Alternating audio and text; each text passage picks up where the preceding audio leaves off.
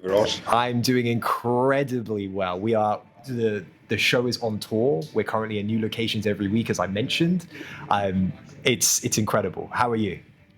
Where are we at? What's the figure like? We are behind. So where are we? We are behind. We are in Plugged, which is a founder community in London. They Nice. have. We've got EF 2 floors below us. So maybe find time to talk to the guys there and stream from there. It is one of the most incredible founder communities, building all sorts of different products: B2B SaaS, physical hardware, robotics. We've got Eva from Fundraising Playbooks, who talks deeply about like how to fundraise. She's analyzed. Eva, how many playbooks have you analyzed? How many playbooks have you analyzed? I've got 36. She's got 36 deeply researched playbooks on how to fundraise. She's analyzed how many characters in the subject line you need to have to raise X amount of capital. The talent here is stacked. Might even be better than Antler's. God damn, send me the analysis, please. I got you. Dude, I have been looking forward to this. It feels like you've been on a generational media run recently. I've just typed your name in and it's just everything comes up with Tobias. I mean, if you're not boring and you don't say the same thing as everybody else, then you get some interest, I guess. This is true. Look, I think if we're going to start anywhere, we have to start with the story of going from 0 to 100 million and then back to 0. How the hell does one begin to even stay alive during that period mentally? Yeah, exactly. So Memo, my last company started back in 2019. And the thing in saying that we went from a 0 to $100 million valuation in 2 years, the first year was actually a huge struggle. A year in, one of our board members suggested we should land the plane and return capital. And I mean, as I guess like 26 or something year old with a huge chip on your shoulder, that's not something you want to hear. You don't want to start. If someone has given you $2 million to go do everything you always thought you would do, and then just a year in, they say, maybe you just shouldn't do this. That's really, really tough. But then after that, like explosive growth, probably the fastest growing consumer company in Europe at the time.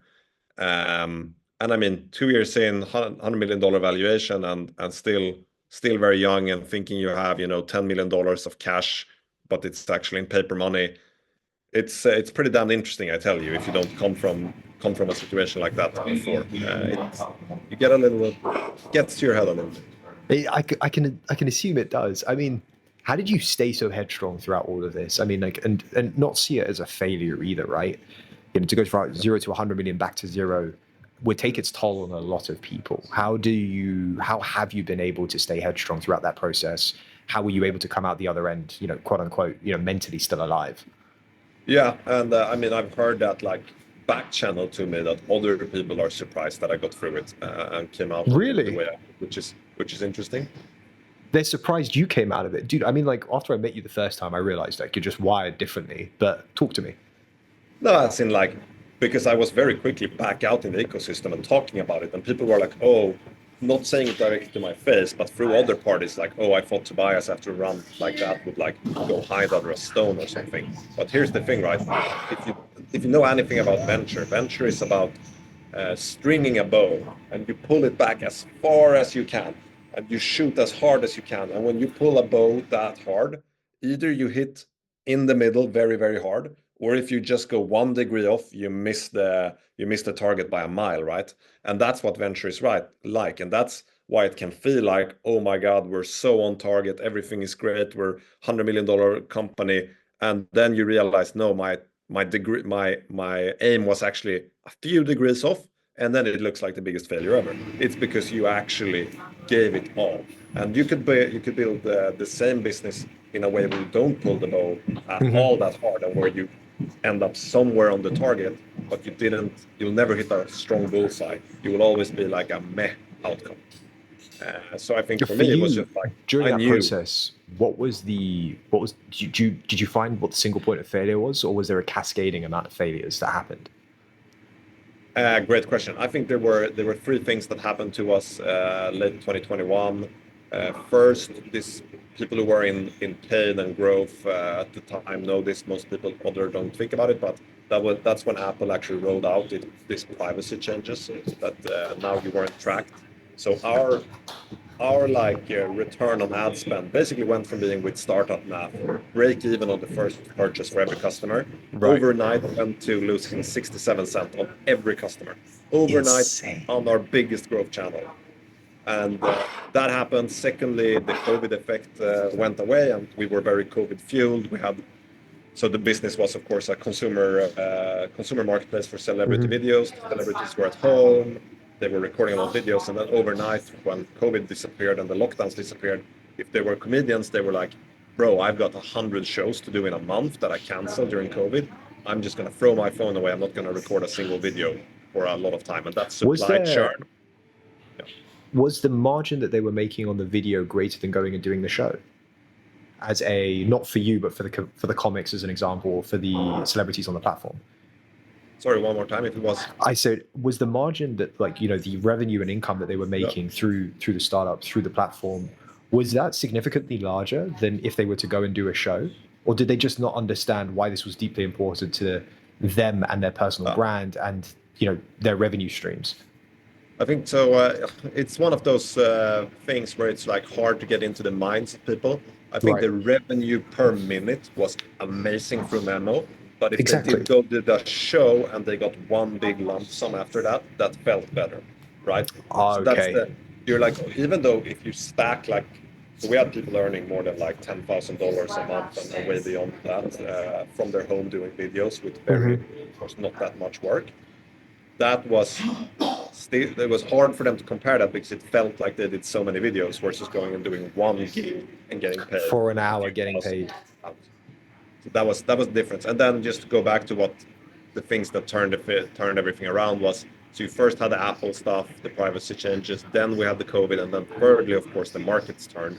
Right. So people confuse that now in hindsight with when the Ukraine war started, but it actually started in late December 2021. And when all of those three things happened, we went from being a high growth, high burn company that everybody wants to invest in because revenue growth was the most important thing, to overnight everything changed to financial sustainability, and that was clearly not our game at the moment. And when you try to change that, you end up in a game where you're trying to pick up falling knives because you start cutting some costs, then you lose the growth rate. When you lose the growth rate, then you can't raise the same type of rounds, and then you just end up in a circular problem that we were trying to pivot our way out of, but didn't really manage. Did it hurt to shut it down and sort of just shutter it, or was it something that you knew had to be done and so just committed to it and then moved on? Yes and no. I mean, it was my identity, and then it's something. So we sold the IP, and some things happened afterward where I just lost my calendar and email and everything without any pre-warning, which was pretty weird. Jeez. I mean, I don't have a backup. I live, breathe, die my company, so everything I had was in there. So that was like hard, just logistically. It was definitely hard. It was your identity. It was I mean, I built the team. I loved the team. It was the best people I want to spend my days with. But on the flip side, at the same time as this happened, I had actual hardship in my life with a close relative being sick. And I think this is something that's often like missed in the startup dialogue, and how everybody's talking about being locked in, working 996, or having business problems or business success. It's like at the end of the day, like business success is nothing to having a child, and business hardship is nothing to real hardship. And we need to remember that. I'm very locked in when I do things. If people see me, they think I'm a maniac. I'm very, very hard driving, but I know the difference of having a hard time in your business or having a real hard time. That happened to me in the same time. So I couldn't go around and be sad about the negative business outcome because I knew how something that was really hard felt at the same time. Can I ask then, like, what makes ex-founders that have failed? It's not really a failure. It's just a roadblock in the game. We can call it a failure. Well, yeah, what else do we call it if it's not a failure? A learning, I guess. Yeah, learning. Like, okay, so let's say you have ex-founders that have started businesses and have learned, what it takes to scale and then lose everything. What makes them incredible as investors? Have you looked in yourself and figured that out? I think so. There's obviously things that makes me pretty bad as an investor, but I think what makes me good as an investor, I won't use incredible now, is that I can very quickly resonate with a founder, and I can resonate with where they are now because I was recently in just getting started when they're a pre-seed case. I can tell them about what's ahead of them when they hopefully reach the stage where you are hyper scaling. And it's very hard to tell people about that, where like your biggest bottleneck is hiring, you're growing no matter what you do, you can barely go to sleep at night because there's so much momentum and it's supposed to be positive, but it just becomes very stressful. And then I can also tell them about how it feels like, which unfortunately is going to happen to a lot of them when it turns around. And I can actually promise them that I've been there as a founder. I will have sympathy for you. I will do everything I can for you to come out with a good outcome and in a good way from there. Where many others will think like, oh, it's just a lost bet and move on. So I think it makes me very empathetic to their journey and through all those stages. And as you said, even though you can brand it in hindsight as quote unquote a failure, what is most important is that they know I took a company from zero to $100 million valuation. I raised the money, I hired the people, I led the team, I did all of that. So I know that path. When we reach that stage, since I'm a pre-seed investor, somebody else is going to have invested and they might know better how to take it from 100 million to a billion. I will still be supportive, but the most important part is I still know that 0 to 1 game very well.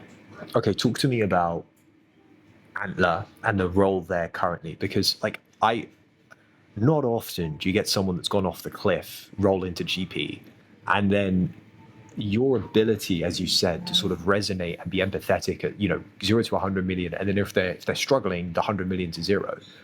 What does your role look like today in the Nordics? What is the ecosystem like? How are you identifying incredible talent? Is it very similar and samey to everyone else, or does Antler do things differently? I'll set some context. It was Sifted. I was at one of these like Sifted after parties, and I was overhearing a conversation, and someone mentioned Antler or was in the cohort, and they were like, Antler doesn't let you in if you're going to 100, unless you're going to 100 million minimum. I'll pause there for a moment. Take it away. Yeah, exactly. So just some backdrop on Antler. Of course, we're a global, call it fund house, where we run local funds in many regions. We're in 30 locations worldwide.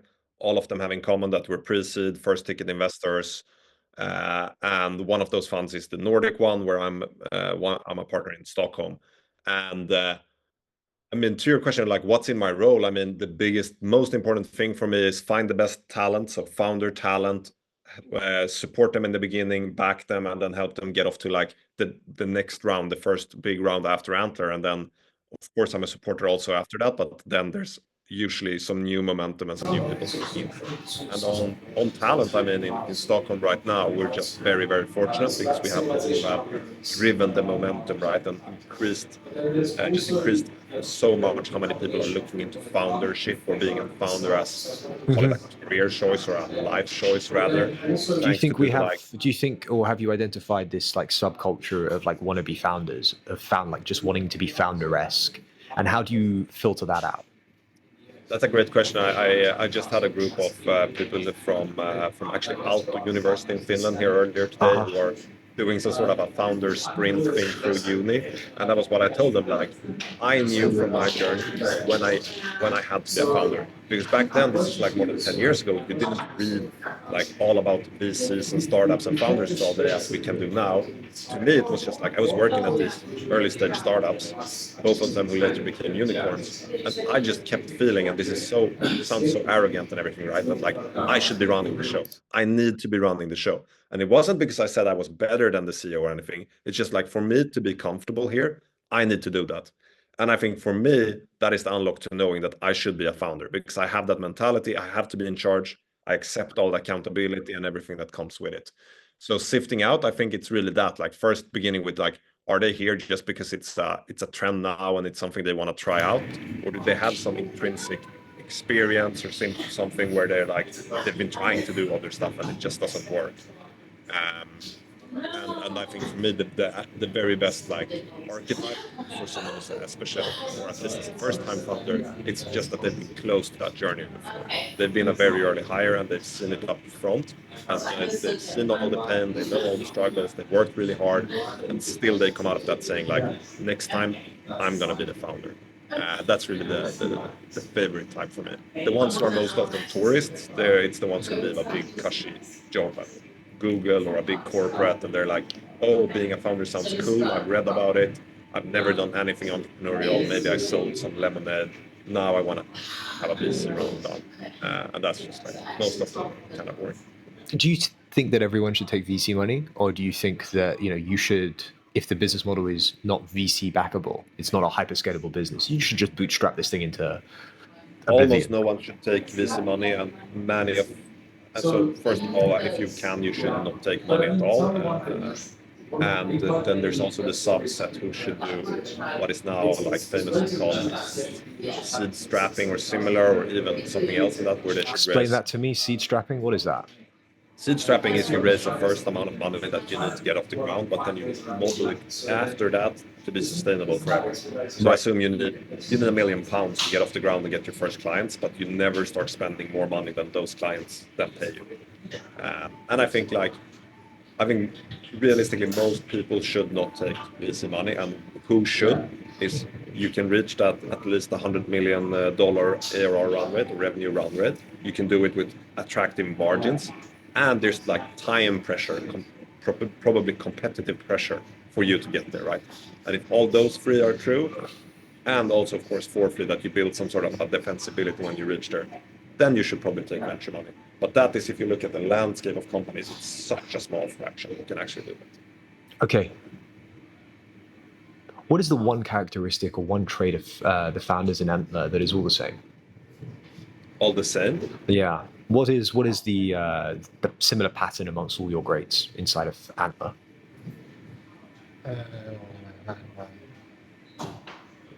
I would say probably curiosity, because people. For what? Life? A specific type of thing? Themselves? The universe? I think learning new stuff, because it's Right. if they're gonna be great. So the concepts that people confuse are curiosity, and then this sort of like being stubborn slash being coachable. That like you might actually prefer the ones who are really stubborn, but if they're not curious, then if they're stubborn, they'll get stuck on something that's wrong. So they have to be curious, they have to be truth seeking, they have to be trying to figure out what is actually out there. And that's like with my last company, just on the like during the end of it and the closing of it, I actually started doing like a list of which I just called I fucked up, and everything in there. And I think 70-80% of it is in team culture mindset bucket. It's not like actual tactical decisions. And something that then came out of it to me, when people ask, well, what was your biggest mistake or something, I always come back to the answer that like it was just not being truthful, right? And that sounds like I lied or nothing, and I'm into myself. But it's just like when you see a problem and you're just trying to explain it away, or you're hoping for it to change the next week. Are you just saying you should have just been more direct? Yeah, you should have, and direct to myself, just being like, this doesn't work, needs to change. And that was super hard. It's super hard to see the context of that in 2021 when money was free and everyone was throwing money at you, and you were rewarded doing weird things. But that is actually the number one thing that I would change, and that I look for in founders, that they can actually be truthful. Do you have a lot of truth-seeking people in the Nordics? And if yes, why? Great question. I think we have some we're kind of leaning into being that because of our unwillingness to boast. We're very modest. We're not like the classic comparison is an American and a Swede. The American will sound like they're 10 times better. They will present 10 times better, everything like that, even though the people would actually be equally skilled. So I think due to that way of acting, I think we have some inclination to be quite good at then actually questioning everything, questioning ourselves, etc. That also comes with a flip side, which is you might undervalue yourself, which is unfortunate. But I do think we have, some complexity to be like that. Do you think it's the bad thing the Americans do that? I get this all the time, right? I speak to a lot of Americans, both on the show, offline, and their ability to storytell is absolutely incredible. Their ability to string together an almost universe around what they're doing is just the most mind-boggling thing. I literally come away from calls and think to myself, there's so much learning in how that person just spoke to me, right? Do you find that we collectively outside on this side of the Atlantic should be doing a similar thing of like really honing in the story, really being larger than life? Or do you think that this non-boasting atmosphere that we've created across Europe, across the Nordics, maybe some of the rest of the world, is actually beneficial towards us, and we should lean into that because it's our culture? a super hard question. From a pure advising startup founders and startup operators point of view, I think there's just huge upside in being larger than life, being a great storyteller, taking up the room, owning it. From a societal point of view, I love it how people are now. I don't want people to come like bragging about every single fucking thing they've ever done. So it's hard. But I do think, no, definitely. In talking to founders, and I mean, I now mostly with the current like wave AI everything, my standard investment at the time is mostly like only what would traditionally be called technical founders. So the founder setup would be most often be right like there's one or two business guys and there's one technical guy and he's kind of pushed to the corner. And now it's often more or less often like there's like two technical people and no business person. And then you really need, if it's two Swedish technical people, you really need to have them like, guys, you gotta level up, you gotta become larger than life. So it's actually a lot of work. Do you think so? Do you think why do you think that? Because like if we take Max from Lagora, right? I don't think he's larger than life. I do think that his ability to tell a story is incredible. And like, please bear in mind, I have not met Max. I've just seen the content. But his ability to storytell is insane. Same as Anton's. Elias from Epiminds has just moved back to Stockholm. Like his ability to storytell is incredible, but not always larger than life. I think Mo's incredible, and no one like who's his co-founder, and his ability to storytell is incredible. They're still kind of reserved. I quite like it. I quite like being in the room and no one knowing who you are. I as I said, I like it as well, but I think there's another level to unlock by being larger than life. That will be beneficial for all of those guys. And I think if you spend time with Max as an example, sitting next to him, like I've done firesides with him here in Stockholm, etc., he really captures you. Yeah. Of course, he's not a boasty like the like a Palmer Lucky is an example, who like literally sits there and talks talks everything into existence and then backs it up. Yeah. No, but I mean, the thing I would go back to, like, as a founder and assume you actually do the right thing. So you are actually successful and you have traction and everything. You are a salesperson and you need to tell a story time and time again. You're going to be fundraising, you're going to be hiring, and you're going to be selling directly or indirectly. And you just have to be very captivating, very magnetizing. That is your number one job. So if you make yourself can you instill magnetism, or is that something that you're just born with? I think can it be bred? I think people have their different starting points, but you can definitely train your way. Yeah. All right. Sure. Before we sort of get into the last question that I love to ask all the guests on the show, AI. Where are we spending time? Are we B2B SaaS right now? Are we robotics? Or is it applied? What are you liking? What are some areas that are taking your interest? I mean, I wish that Stockholm had a deeper penetration down into the stack and the infra and the chip layer and everything. Aren't you getting a huge data center? There's a big project in Norway. There's some big projects here in Sweden as well. But I mean, we just put the stuff in there. We don't have any chip players or anything, so I think it's still different. And from an investment point of view, that is much more a capex infrastructure investment. So to me, I'm really leveraging the fact that what we are good at in Stockholm is applications. We have Spotify, we have Candy Crush, we have Klarna, we have Skype. We are an application layer city when it comes to tech. So I'm spending I would say 80% of my time is looking at application layer things that are now enabled by where AI has gotten, leveraging what's out there and then just building great applications. What does defensibility look like today? Is there remote, or is it very much we just have to move faster than the next person? Move faster, closer to the customer. Yeah, move faster and build a very delightful experience as well. I think we when we discuss companies, we're so bad at talking about that. But if you look at something like Notion as an example, it is just delightful. That's why it's so big, has so much retention.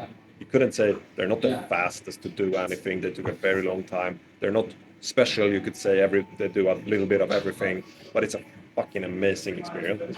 Everybody loves it, right? So definitely speed and pace to get somewhere and be able to fundraise, but then it's building something delightful that people actually love to use. Do you think there's a generational company that's going to come out of Europe in the next 5-10 years? Yes. Oh, I love it. I love there was no hesitation. It was just instant. And when we say Otherwise, I generational, gotta move. yeah, I think I was watching one of your previous interviews or segments, and he's like, just keep moving forward. And like that was the line, just move at pace. Do not stop. No hesitation. Instant momentum. Just keep the velocity moving forward. Yes, and that's how a generational company is built. You just keep moving and I mean, here in Europe, I think Anton at Lovable has done it very well. He has lifted the bar from we were happy building unicorns and then selling them to the US to his continuously saying he's going to build $1 trillion company. And that, for everybody else, expanded the bar by 1,000x. And that is really what we need to see. We need to start talking about getting to $1 trillion, not getting to $1 billion and then being happy and buying, I don't know, a house in Italy or something. Like, go for the $1 trillion. That's the fucking bar. I love it. One of the questions I love to ask guests on the shows is like, who are your favorite founders? You know, who's on your Mount Rushmore? With investors, I get to play a slightly different game. 2 founders, 2 investors. Who's on the Mount Rushmore? What, like greatest all time? Or what greatest of all time for you? You know, who do you consistently come back to and go, wow, this person is just, I'm enamored by them consistently. As an example, for me, it's Jobs. I want to live in the world that him and Johnny Ive created, which is why I buy pretty much every single Apple product. For you, who's on the Rushmore? I have to say on the founder side, it's Steve Jobs for me as well. I've been stuck with him in my head since I read the biography many years back and keep coming back to it. And the other one has to be Elon Musk. I mean, we'll see how his legacy looks like. I think we aren't appreciating how interesting it is to follow him in real time with everything that's happening and how media is making it perceived and everything versus how it will actually look like in 100 years. I mean, if you just then list his achievements, I think that will be like, I mean, Steve Jobs and everybody, all the credit to them, but I think he will be the greatest of all time, to use that term when you look at it. Investors, I think it's really, really funny because since I came in as an outsider to the VC space, I mean, I was a founder. I didn't think about becoming a VC. I just was purely focused on being an operator. And then afterwards, having spent so much time with founders on the side when I was one myself, coaching them, helping them, I realized this is actually something I enjoy. I've spent way less time, you know, studying great VCs, etc. So I have to say my Mount Rushmore there is like kind of yet to be carved. I just now starting like reading up and diligencing on who has been the great ones throughout history, which is very interesting and it's fun for me to come at it. Like I think people have a very different approach in VC, whether they learned it the way you should learn it, or whether, as for me, I just kind of threw myself into it and like just you have to do as a founder, just learn as I go. I love it. Look, I'm going to have to come back to you in person on the 2 investors in time. We've got to do a long form segment, man. And half an hour with you is not enough. I need like 3 hours. Whenever, Virosh. It's November, so it's still European summer. I'm still on the summer break here. Yeah, my friend. I'll start working in December for a month and then go back to spring break. My friend, this has been absolutely amazing. I'll just slide some time into your calendar. We'll do this again. Thanks so much. Thank you, Virosh. Catch you later. Ciao.